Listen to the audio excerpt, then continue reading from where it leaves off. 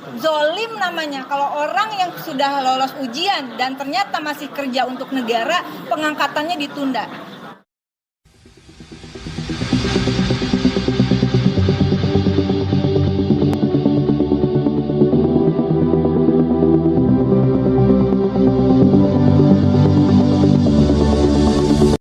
Zolim namanya kalau orang yang sudah lolos ujian dan ternyata masih kerja untuk negara, pengangkatannya ditunda.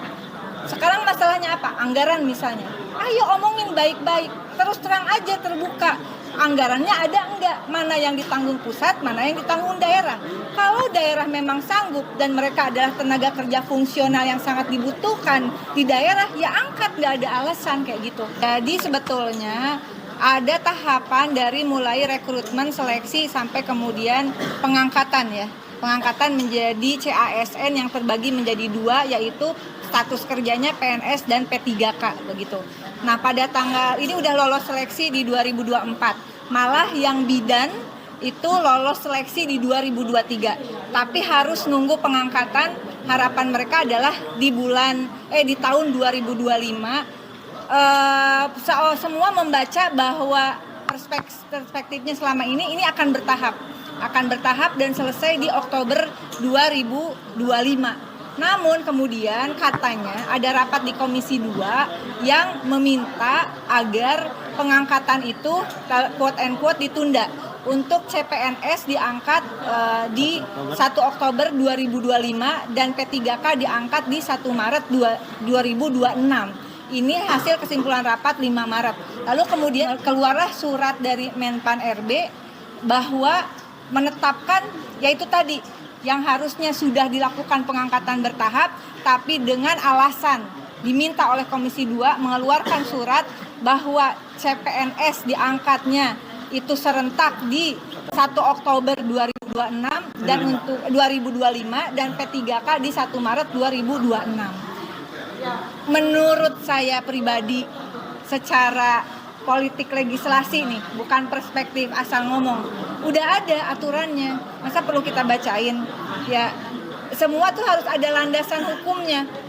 Kita berhenti perdebatan apakah ini. Komisi 2 sudah menyatakan mereka tidak meminta, bahkan harus cepat diselesaikan begitu. Tapi kita tidak mau masuk ke perdebatan itu, kita masuk dasar hukumnya Undang-Undang Nomor 20 Tahun 2023 tentang ASN, kemudian Peraturan Pemerintah 11 Tahun 2017, kemudian Peraturan Pemerintah Nomor 49 Tahun 2018, dan kemudian nanti ada surat dari Menteri Menpan RB begitu, juga terkait bagaimana tahapan dalam dari mulai perekrutan, seleksi sampai pengangkatan begitu. Ini berdasarkan peraturan Menpan RB nomor 6 tahun 2024 tentang pengadaan pegawai aparatur sipil negara. Silahkan dibaca bab 4-nya, di situ lengkap. Bahwa kemudian BKN mengatakan, iya mereka memang nanti harus dididik dulu, dilatih dulu untuk menyesuaikan infonya ya, yang saya baca di berita. Bahwa mereka ini nggak bisa langsung diangkat karena perlu ada penyesuaian dengan tempat kerja yang baru. Susah ngomongnya ya. Tempat kerja baru yang mana? Itu juga harus dikualifikasi dong. Nggak semuanya mereka ini kerja di tempat baru atau masuk dunia kerja yang baru dari sebelumnya. Contoh, misalnya bidan. Saya balik lagi bidan yang sudah lulus di 2023. Nah, apalagi yang mau diajarin sama mereka? Cara ngeden, melahirkan, gitu kan. Itu nggak usah, Pak. Nggak usah nih BKN, mereka ini saat ini juga udah kerja, juga para guru saat ini juga udah kerja. Nggak mungkin nih sambil nunggu pengangkatan, fasilitas kesehatan di sekolah-sekolah mereka yang lolos untuk CPNS maupun P3K hari ini masih kerja. Zolim namanya kalau orang yang sudah lolos ujian dan ternyata masih kerja untuk negara, pengangkatannya ditunda. Sekarang masalahnya apa? Anggaran misalnya. Ayo omongin baik-baik, terus terang aja, terbuka.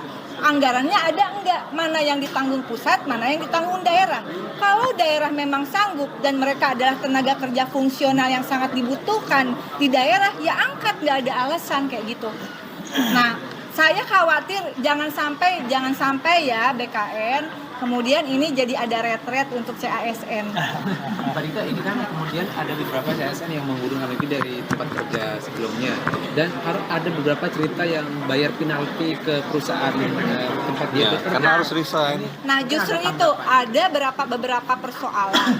Pertama, mereka ini sekarang saya kerja tadi ya, yang kerja di perusahaan swasta yang gajinya cukup minimal UMR, oke lah, ya nanti dibahas dulu. Tapi yang penting ini adalah mereka yang sudah bekerja di fasilitas kesehatan, di sekolah-sekolah dengan gaji yang sangat minim.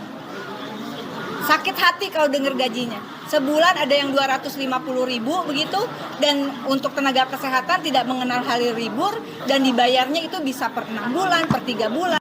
Karena memang tidak ada alokasi anggaran. Kalau mereka harus nunggu nih tenaga kesehatan dan pendidikan sampai bulan Oktober bulan Maret 2026 untuk jadi P3K, tega apa kita? Ini urusannya udah tega nggak tega deh gitu ya. Kalau nggak mau pakai dasar hukum, Anda punya perasaan nggak sih ambil keputusan? Kemudian mereka yang ini ada yang CPNS atau P3K yang mereka dari pekerjaan sebelumnya sudah resign karena mereka mundur, mereka artinya sudah kehilangan pekerjaan yang harusnya mulai Maret ini tadinya kabarnya akan diangkat begitu, nunggu sampai bulan Oktober 2025, berapa bulan? Ini bulan apa? Maret, April, Mei, Juni, Juli, Agustus, September, Oktober, 7 bulan. Ini juga boleh dong curiga dikit ya, apa ngindarin THR? THR mah gaji 13, udah deh kagak usah digaji THR amat 13 ya, nggak apa-apa ya, kalian nggak apa-apa ya, jangan dulu lah, nggak usah, emang kerjanya juga belum setahun, tapi angkat aja, mereka minimal punya kepastian kerja, punya gaji, apalagi bagi mereka yang harus bayar penalti ke tempat kerja sebelumnya, mau bayar pakai apa? Jadi desakan dari fraksi PDIP diangkat di jadwal yang sebelumnya telah ditetapkan. Sesuai dengan aturan hukum, nggak ada tuh serentak ya. Kalau memang tadi ada anggaran yang cukup ya angkat gitu, nggak usah dengan beralasan harus quote and quote pelatihan kayak retret gitu. Mau retret di mana lagi, mau dibawa ke sono semua tuh. Anda lebih mencurigai dalam tanda kutip lebih ke anggaran tidak cukup atau menghindari THR?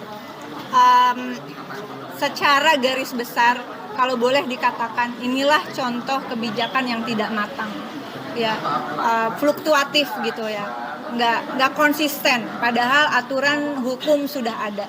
Ini contoh bagaimana aturan hukum juga penting ditegakkan di dalam formasi untuk pegawai negara.